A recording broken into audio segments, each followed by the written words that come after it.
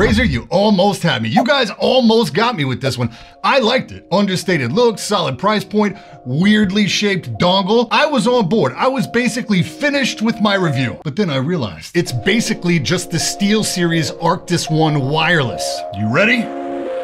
Let's go!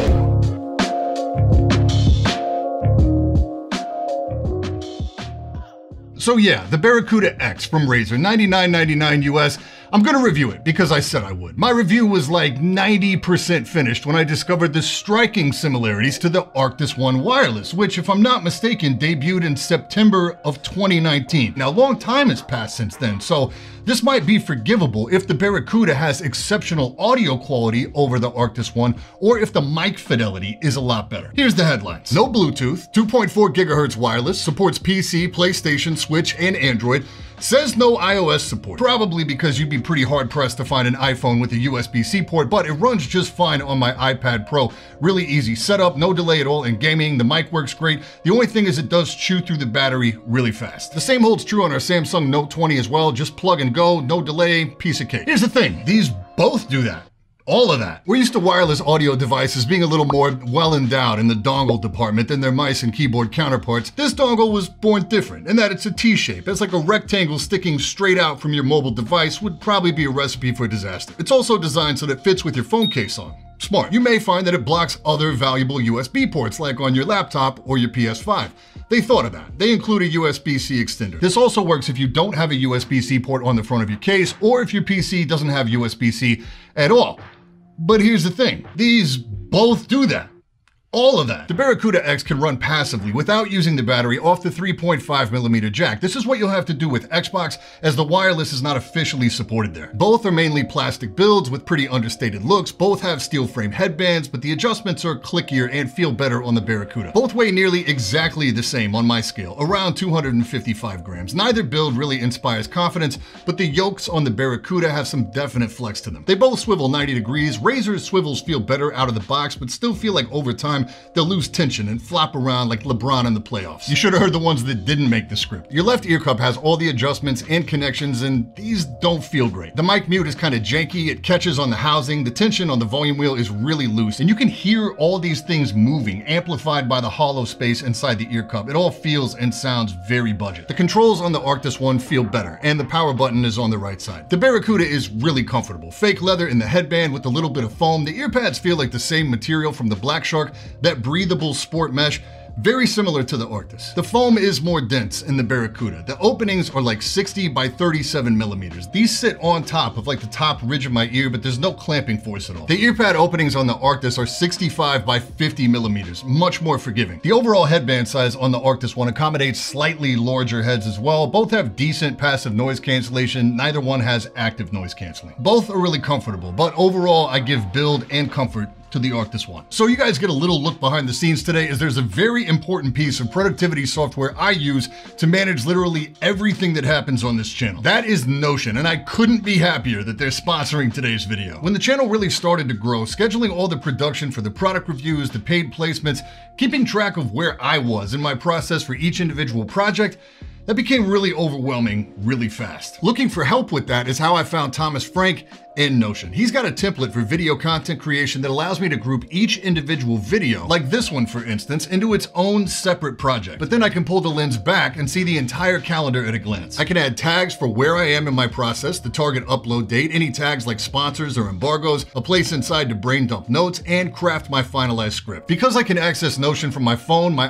iPad, or my desktop, it's always really easy for me to just go in and add notes on the fly, or see my calendar or my workload at a glance before I inadvertently overcommit myself, which is really easy to do. And all that is just one way I use Notion. I also have blocks in there for gym progress, random ideas I get throughout the day, and tracking any short and long-term goals that I'm working on outside of video content. It's a great tool for students, creatives, small teams, basically anyone who's trying to get or stay organized and hit goals. It used to be $5 a month for a personal plan. Now it's free forever, and you get access to unlimited blocks. Seriously, I cannot recommend this enough. If you're ready to get started, click the link down in the description. Huge thanks to Notion for sponsoring today, and thank you for your time. I appreciate it. Razer says this is the same Triforce driver technology that we see in the Black Shark V2 Pro, but in a 40mm size instead of 50mm.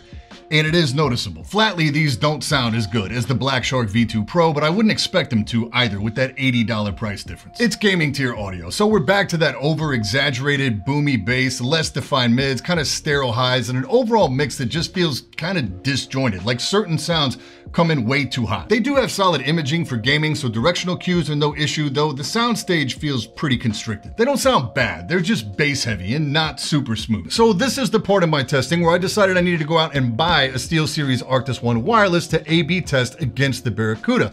Honestly, I'm pretty spoiled when it comes to audio, and it's difficult for me to audit a $100 wireless gaming headset if I don't have something comparable sitting right next to it. But here's the thing. They both sound very similar. If I had to A/B these two blind, I'm not confident that I could reliably pick them out. There's no way to tweak or EQ the audio on the Barracuda either. Brace yourself. There is no Synapse support here at all. It doesn't even prompt you to install it when you plug these in. You just plug and play. And it works. SteelSeries optionally uses Engine, so you have a few EQ presets, compression, side tone for the mic, but it's not lag-free, no mic options outside of volume.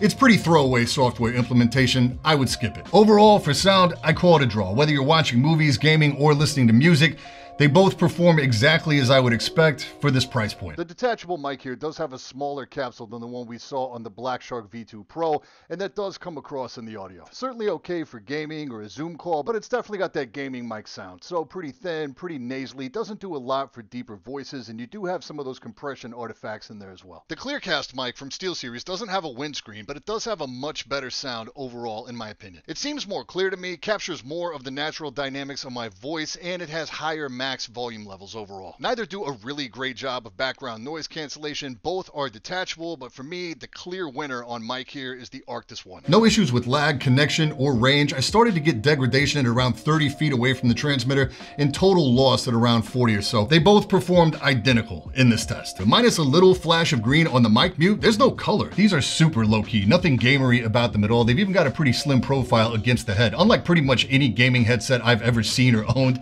I would actually wear these outside the house. No one would even know. The same can be said of the Arctis One wireless, but the logos are a little more prominent when viewed from the side, and the ear cups have a distinctly rounder shape.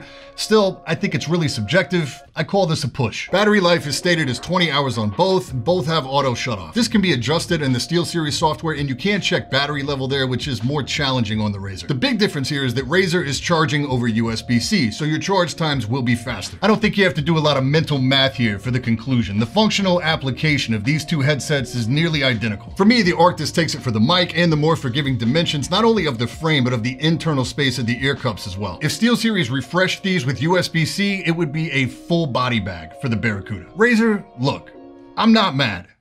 I'm just disappointed. As always, links down below for everything we talked about today. Any questions, hit me in the comments. And that's it for this time. I'm Brian P. Thanks so much for watching. Don't forget to hit that like button, hit that sub button. And until next time, stay up.